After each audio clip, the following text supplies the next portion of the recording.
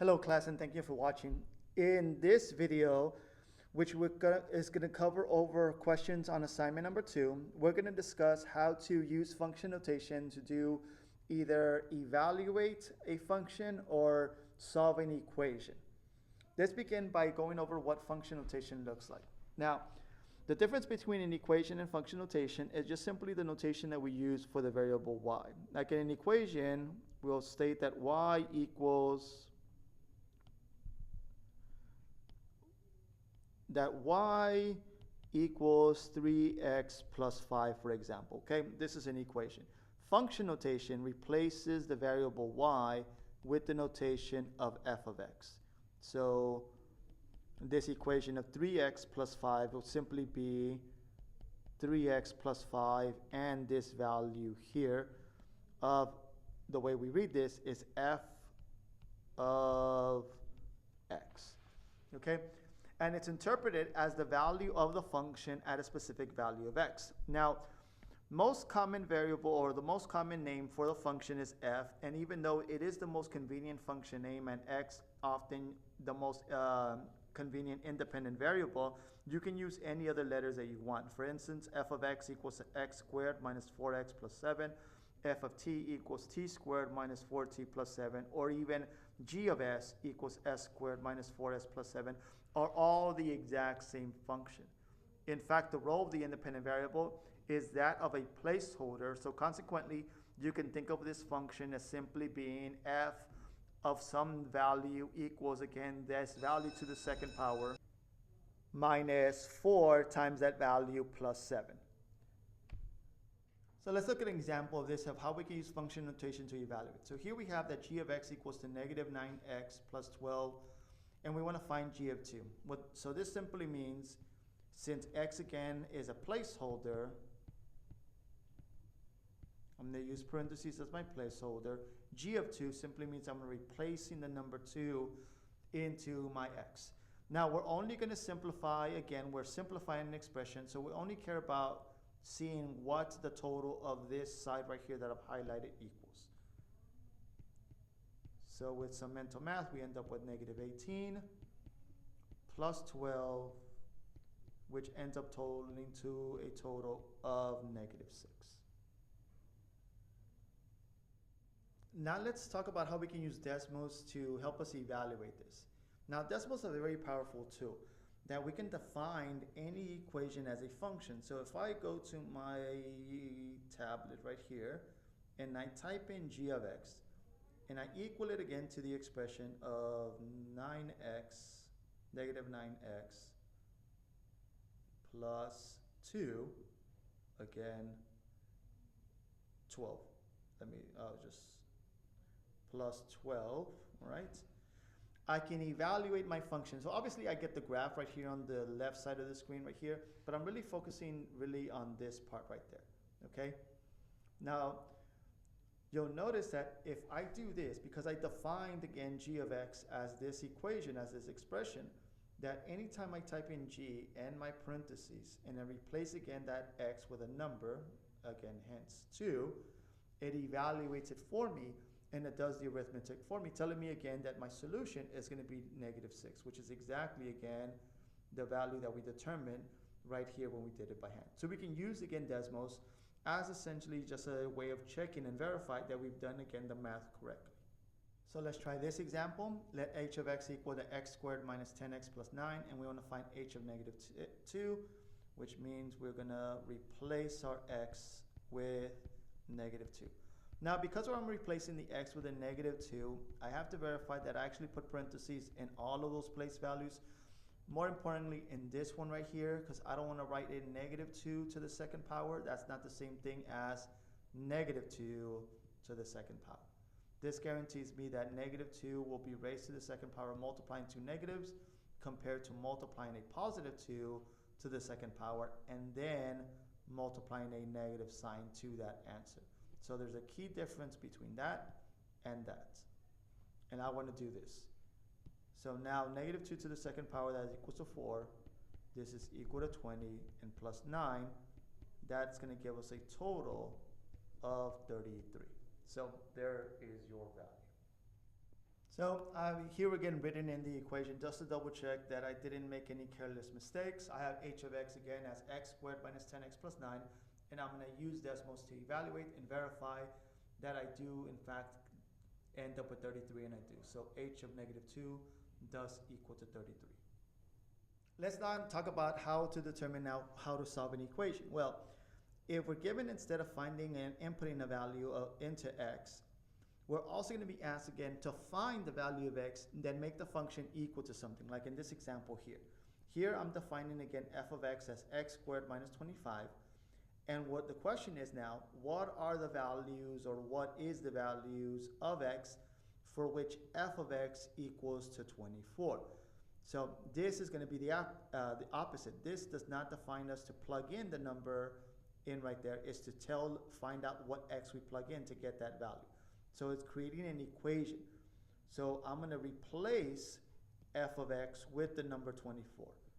So that would mean that x squared minus 25, which is f of x, will end up equaling 2, which is f of x, is going to equal to 24. So this creates again this equation. Now, to solve an equation, this particular equation, you have to be familiar again with what strategy is required. For this particular type of quadratic equation, this simply means, again, square root. So we could do this kind of the same way as a linear equation, where we're simply going to move things and transpose things to the right side so we can leave our variables isolated. So essentially letters to the left, numbers to the right. So you can kind of start the same way. So transposing this term to this side, making it positive 25, is going to give us that x squared equals to a total of 49. And now that we have the x isolated, we can now use our inverse operation, which is to cancel out again this power. And recall, the way that we cancel out a power is to simply take the square root, or the root of that power. So since it's a power of 2, we're going to take the second root, which is the square root. So x is going to equal to, yet again, like we talked about from the last video, from the previous video, that because anytime I take an even root, square root, fourth root, sixth root, we always end up with the possibility of the positive and negative value. So the square root of 49 is equal to 7, but both positive and negative 7. So our solution to this equation is that x equals to either negative 7 or positive 7 as a result. Okay, so let's now talk about this example. So here we have a function again, and for what value or values of x does f of x equal 72? So the concept again is the same, that this function, again, this right here, which is f of x, we want to find out what numbers I can plug in for x so I can get this output value of 72. So that's simply going to create an equation where 17x plus 72 equals 72. So again, the hardest part here is just not setting it up. It's going to be, again, what's the appropriate strategy to solve said equation. So for this type of equation, we use this strategy, but for this equation, we're going to have to use a different technique. Now, because we have a quadratic term and, of course, a linear term, that means that we need to move everything, instead of letters to the left, numbers to the right, we need to move everything to the left side and make this side equal to 0. So that's going to require us to transpose this 72 and subtract 72 from both sides. So we end up with x squared plus 17x plus 0, because 72 minus 72 is 0, equals 0. Now, because this term right here is 0, we could ignore it, and we can write the left side of the equation simply as these two terms, which makes it easy to solve, because the factoring technique for this scenario, when we have our quadratic term and our constant term, is just greatest common factor. So all we have to do to factor it is factor out the greatest common factor, which is simply going to be x. And since both of these factors equal to 0, since a times b equals 0, that means that a is either 0 or b is equal to 0. So in this scenario, either x equals 0 or x plus 17 equals 0. Well, this equation here on the right is already solved for us, but to solve this one, we're going to transpose the 17, moving it across the equal sign, making it essentially negative 17, and x equals negative 17. So our solution here is x equals 0 or negative 17. So these are the two x values that will make the function equal 72. Now let's talk about piecewise functions, specifically how to evaluate a piecewise function. Well, first of all, a piecewise function is a function that is defined by two or more equations. So we basically have pieces put together to create a function. Like in this example right here, this function f of x equals to either the top piece of x minus 2 for values of x that are less than or equal to 0, and 2x plus 1 for values of x that are greater than 0. So that would be, again, this piece right there and this piece right there.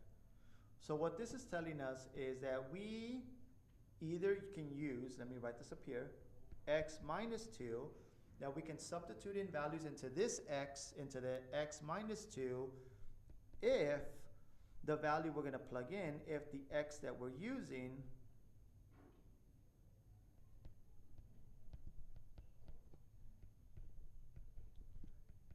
is less than 0 or the number 0.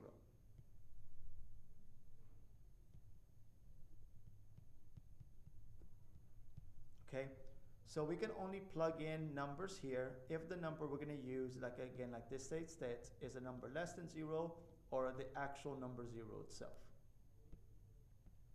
And the second piece, the 2x plus 1, is going to be used if the x that is used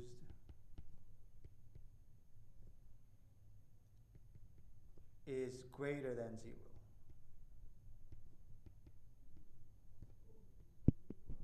Because of what this notation right here indicates. So let's look at an example. So for the example 6a, we have again a piecewise function, and let's write this down here that we had. Let me highlight again this top piece, highlight, this top piece in blue, this red piece right here in red, and let me color coordinate. So we're going to use x minus 2 if the x value is strictly less than 0, and we would have to use 4x plus 1 if the x value is going to be greater than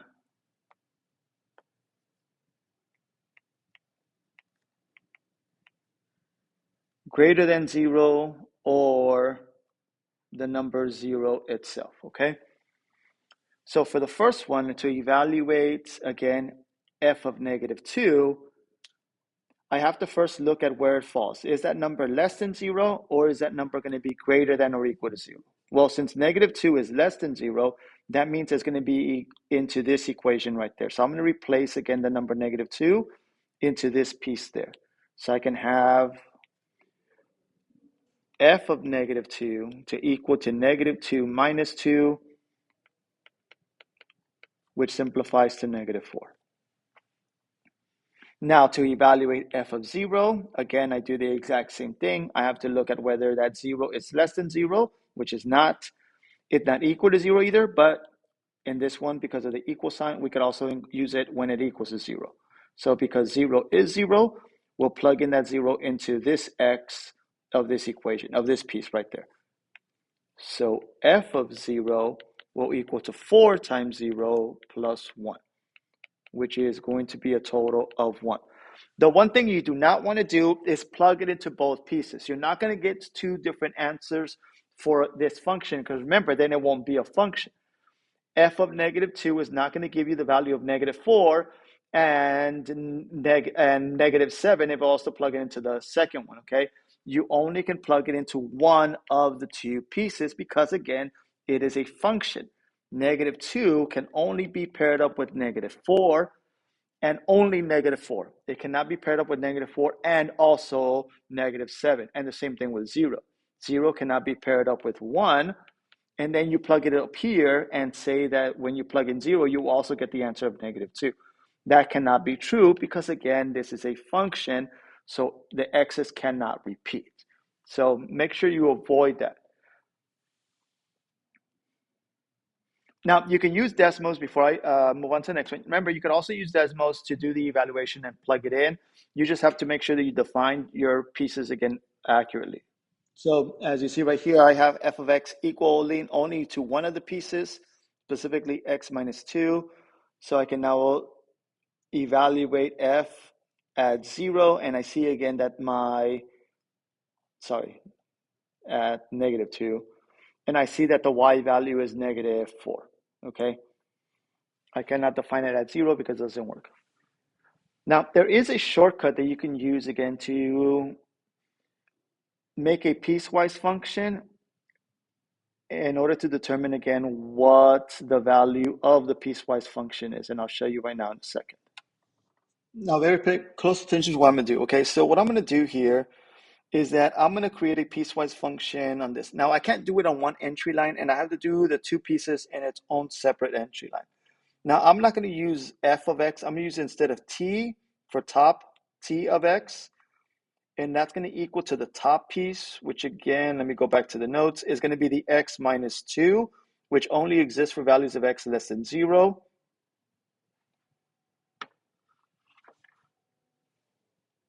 So I'm going to write t of x, the top equation, equals x minus 2. And here is again how I make it into a piecewise.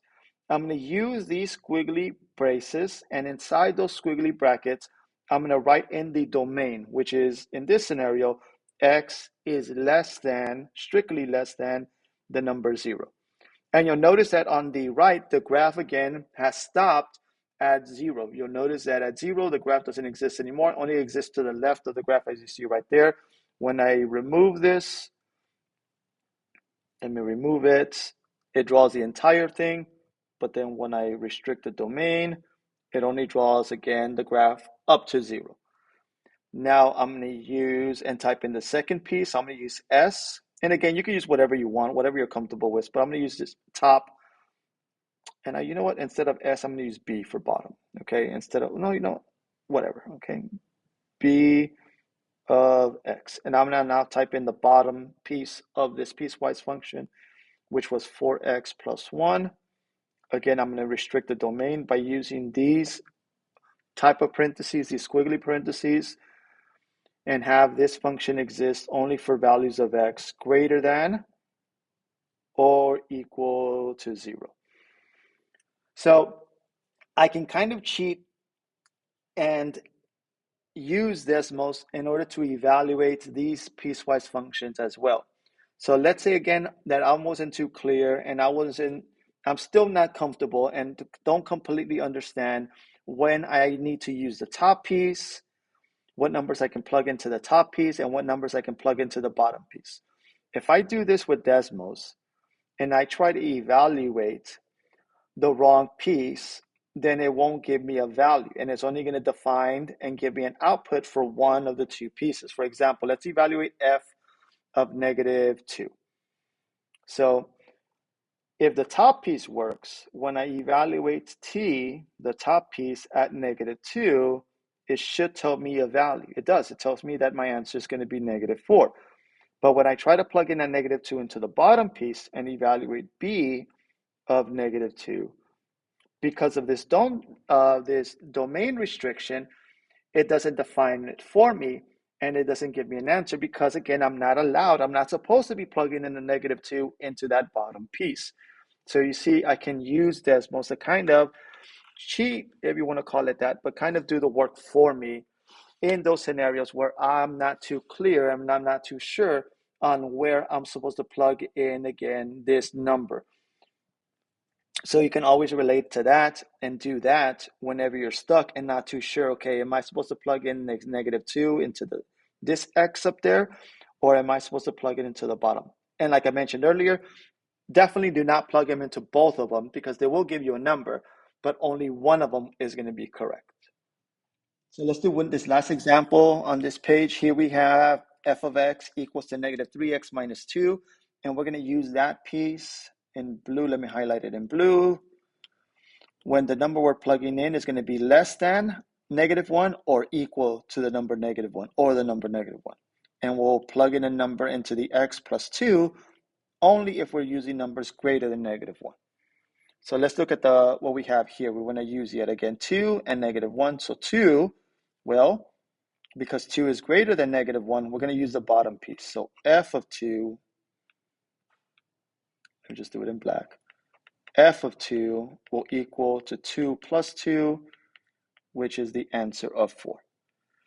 Now, since -1 is the same as -1 equals to -1, that means we're going to use the top piece. So f of -1 would be -3 times that -1 minus 2, which is going to be a total of +3 minus 2, which is +1.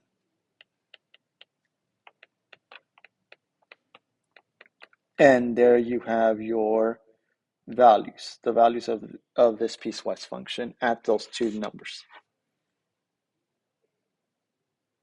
Okay, let's now change gears and let's talk about how to evaluate a function when we're given a table of values, input and output values in respect to a table. So to evaluate a function, all we're going to do is determine again, find the given input value. So we're going to find the input value in the row of input values and then identify the corresponding output value. So let's jump straight into example 7. So here, this table represents a function. N is the input variable, g of n is the name of the function and the input variable, and we want to use the table to evaluate g of 3. That simply requires us to look at the table, find where n equals to the number 3, and identify its corresponding output value, its output value of 7. So that means that g of 3, according to the table, is simply going to be 7.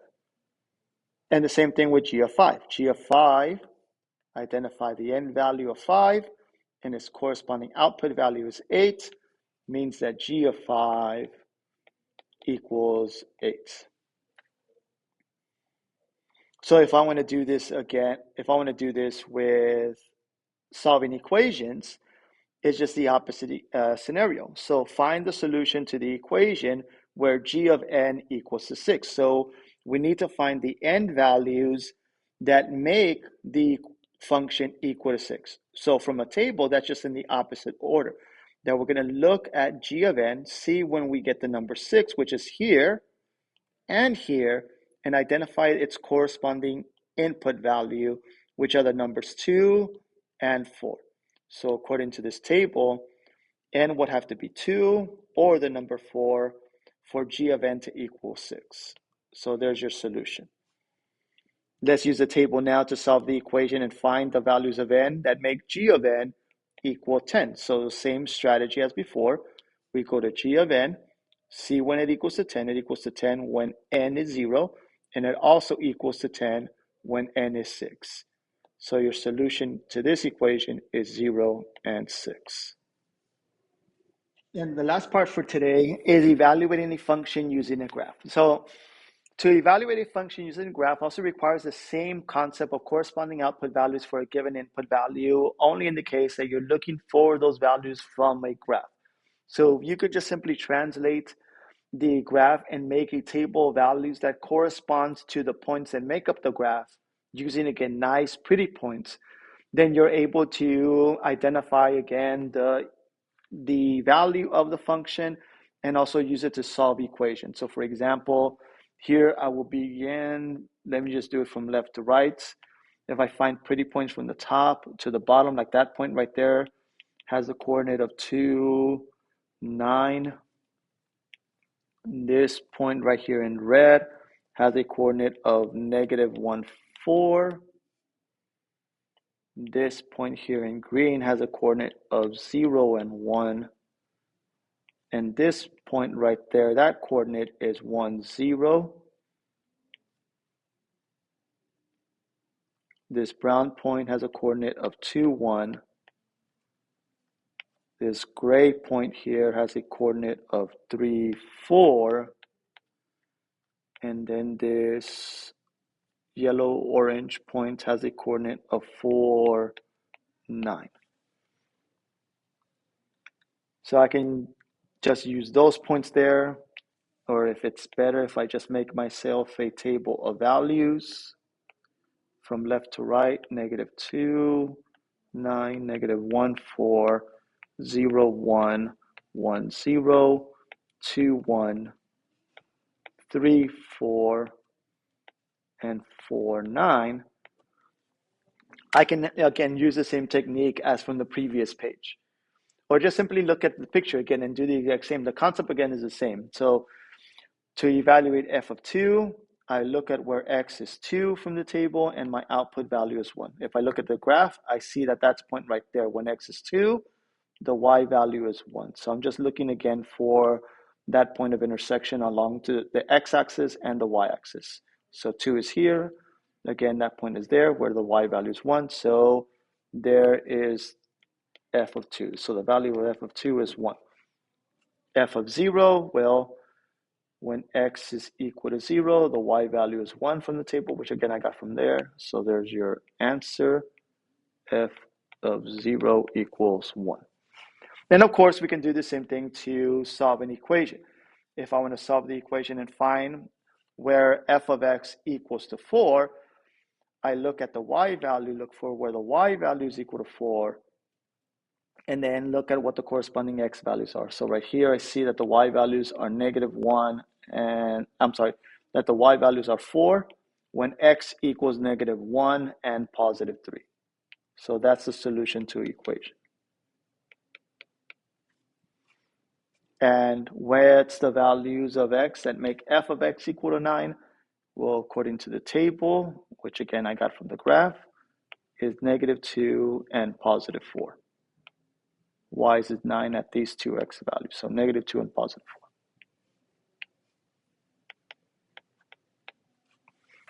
Okay, now imagine doing this with Desmos. Given again that you have an equation and you want to figure out again what the y values are, you can just simply graph it and do the exact same thing. Look for where the graph is going to have these y values and look for the corresponding x values.